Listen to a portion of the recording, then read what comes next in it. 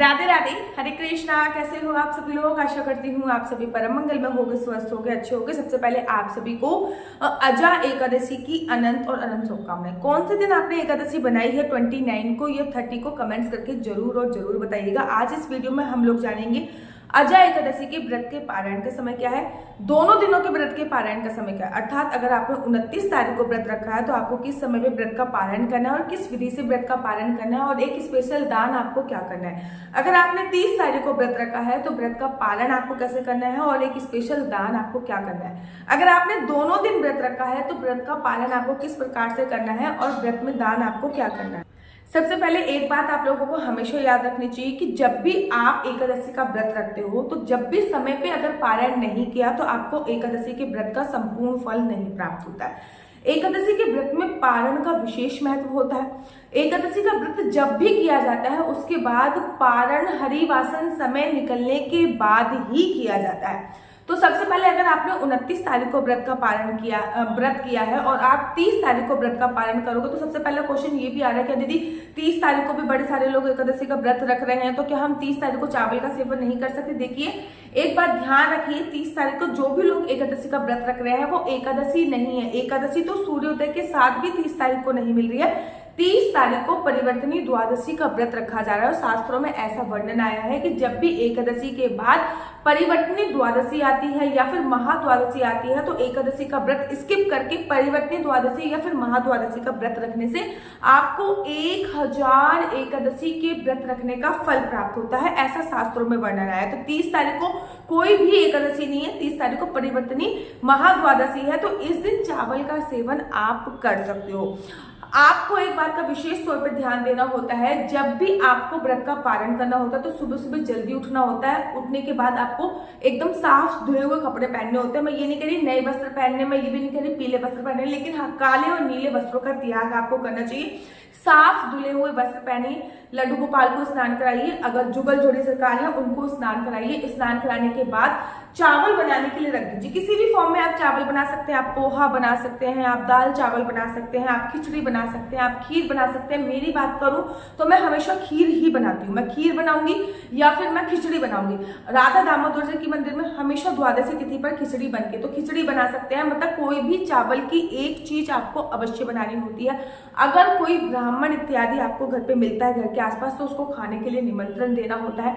उसके बाद आपको लड्डू गोपाल को, आपने जो चावल की खीर बनाई है वो लड्डू गोपाल को खाने के लिए देनी होती है। अगर लड्डू गोपाल घर पे नहीं है तो घर के मंदिर में वो खीर आपको एक कटोरी में रख देनी होती है। उसके बाद लड्डू गोपाल को जिस जल से आपने स्नान कराया है वो जल आपको अपने हाथ में लेना होता है, उसमें एक तुलसी का पत्ता डालना होता है और भगवान विष्णु को याद करते हुए आपको वो तुलसी का पत्ता पी जाना होता है, मतलब वो जल पीना होता है।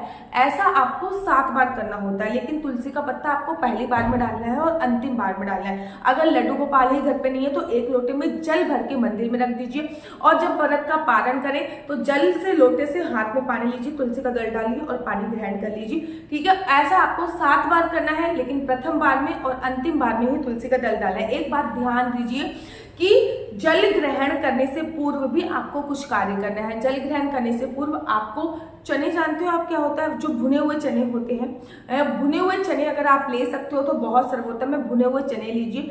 भुने हुए चनों को आपको 7 चने लेने हैं, उनको तोड़ लीजिए, बहुत इजीली वो टूट जाते हैं, तो तोड़ लीजिए, उनको अपने हाथ पे रखिए, आंखें बंद कीजिए, भगवान के मंदिर के सामने बैठिए और बोलिए कि मैंने आज अजा एकादशी का व्रत संपूर्ण तरीके से पूर्ण किया है। इस व्रत में अगर मुझसे कोई भूल चूक हो गई है तो मैं क्षमा पाती हूँ। इस व्रत का प्रताप से मेरे 7 जन्म के पाप क्षीण हो जाए, आगे आने वाले 7 जन्म के प्रताप भी, आगे आने वाले 7 जन्म के पाप भी क्षीण हो जाए, मेरी मायके की 7 पीढ़ियां और मेरे ससुराल की 7 पीढ़ियां तर जाए, ऐसी मैं मनोकामना करती हूँ। अगर आपको ये व्रत का फल किसी और को देना है तो आपको वो बोलना, नहीं तो आपको बस इतना ही बोलना है। अगर व्रत का फल, फॉर एग्जाम्पल इस व्रत का फल मैं अपने पापा को देना चाहती हूँ तो आपको ऐसा बोला कि मैं अजा एकादशी का व्रत अपने पिताजी को देना चाहती हूँ ताकि वो ठीक हो जाए, या फिर मैं अपने दोस्त को देना चाहती हूँ, या फिर मैं अपनी माता जी को देना चाहती हूँ। अगर किसी को नहीं देना चाहते फल तो आपको केवल उतना बोलना है कि पाप क्षीण हो जाए, मायके और ससुराल की 7 पीढ़ियां तर जाए। उसके बाद जो आपने ये दाने ले रखे हैं जो 14 हो गए तोड़कर, उसको पीछे फेंक देना, चाहे वो पैरों में आए चाहे वो किसी भी आए, कोई भी फर्क नहीं पड़ता, बस उसको आपको पीछे फेंकना होता है। उसके बाद आपको वो जल पीकर व्रत का पालन करना होता है। सबसे पहले जल हाथ में लीजिए, तुलसी दल डालिए, श्री विष्णु श्री विष्णु श्री विष्णु पी जाइए। उसके बाद ये प्रक्रिया 6 बार, और एक बार तो आपने पिया, मतलब टोटल मिला के 7 बार आपको जल पीना है, और प्रथम बार में और अंतिम बार में तुलसी दल उपयोग करना है। उसके बाद कोई ब्राह्मण इत्यादि आपके घर पे आया है तो उसको भोजन आपको इत्यादि अवश्य कराना, कोई भोजन कराइए, ठीक है ना। कोई फ्रूट्स दीजिए, अगर खिचड़ी बनाई तो खिचड़ी दीजिए, खीर बनाइए तो खीर दीजिए, फिर उसको दक्षिणा दीजिए और उसके चरण छू के आप विदा कीजिए। अगर ब्राह्मण इतनी सुबह सुबह नहीं अरेंज हो पा रहा तो मंदिर में आप जो आपने खीर इत्यादि बनाई है दक्षिणा के साथ वो मंदिर में दे के आ सकते हैं। मंदिर में भी नहीं जा सकते तो गौ माता को दे सकते हैं, नहीं तो आप कोई भी सूखा आइटम निकाल सकते हैं। बहुत सिंपल है, सूखा आइटम निकाल दिया, 1 किलो दाल निकाल दी, 1 किलो आटा निकाल दिया, ठीक है, सूखा आइटम निकाल दिया, और सूखा आइटम पे आपने संकल्प ले लिया कि मैं जब भी मंदिर जाऊंगी तो ये दान अवश्य करूंगी, ये मेरा अजा एकादशी का दान है। या फिर आपने पैसे निकाल दिए कि हाँ ये मेरा 101 रुपए है या 501 रुपए है, ये मेरा अजा एकादशी का दान है, मैं जब भी जाऊंगी मंदिर तो इसका दान मैं अवश्य और अवश्य करूंगी। उसके बाद आपने वो चंद्रामृत वाला पान करना है, और उसके बाद आपको लड्डू गोपाल की जो आपने खिचड़ी इत्यादि रखी है उसको 1 चम्मच खा के व्रत का पारण करना है। ये व्रत के पारण का सही विधि होती है, और सही समय पर, पर्टिकुलर सही समय पे ही व्रत का पालन करना है। जैसे कि 29 तारीख को जिन लोगों ने व्रत रखा है वो व्रत का पालन करेंगे 7:30 बजे के बाद। एक बार मैं फिर से भी आपको टाइम देख के कंप्लीटली बता देती हूँ, क्योंकि मैंने पंचांग देख के टाइम नोट कर लिया है। मैं आपको बता देती हूँ वो व्रत का पालन कितने बजे करेंगे। जिन्होंने भी 29 तारीख को व्रत रखा है वो व्रत का पालन करेंगे 7:50 के बाद। 7:49 आ रहा है, लेकिन 7:50 के बाद आप व्रत का पालन करेंगे। और ये व्रत का पालन आप 8, तो ध्यान रखिए आपको करना क्या है, 7:50 से लेके 8:30 बजे तक एनी हाउ आपको व्रत का पारण कर लेना है। बड़े सारे लोग होते हैं दीदी इतनी जल्दी हम कुछ भी नहीं बना सकते, खीर भी नहीं बना सकते, चावल भी नहीं बना सकते, इतनी जल्दी कुछ भी बनाना असंभव है। तो आप एक चावल का दाना लेके व्रत का पालन कर सकते हैं। लेकिन बहुत सारे लोगों का इस दिन व्रत भी होता है, जैसे कि आपने आज व्रत करा और आपका कल प्रदोष पड़ गया, या बृहस्पतिवार पड़ गया, या शुक्रवार पड़ गया, उसका भी व्रत है, तो आप भगवान के चरणों का चन्यामृत पीकर ही व्रत का पालन करेंगे। इस बात का आप ध्यान रखिए।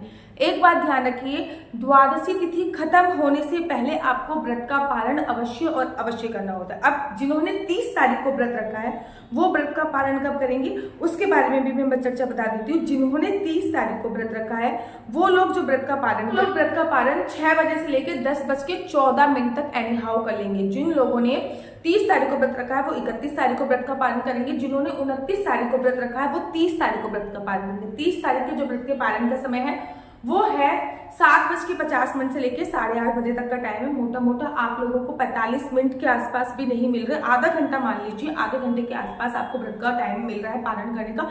इसमें आपको सब कुछ करना है। जिन लोगों ने 30 तारीख को व्रत रखा है वो 31 तारीख को व्रत का पालन करेंगे। 31 तारीख को जो आप व्रत का पालन करेंगे वो मोटा मोटा आपको 6 बजे से लेकर, मतलब 5:49 से लेकर 10:49 तक आपको एनी हाउ व्रत का पालन करना ही करना है। 10:49 ही था ना, हाँ, 10:14 तक, मतलब 6 बजे से लेके 10 बजे तक के बीच में आपको एनी हाउ व्रत का पालन करना है। अगर आपने दोनों दिन व्रत रखा है तब भी आप सेम टाइम पे व्रत का पालन करेंगे।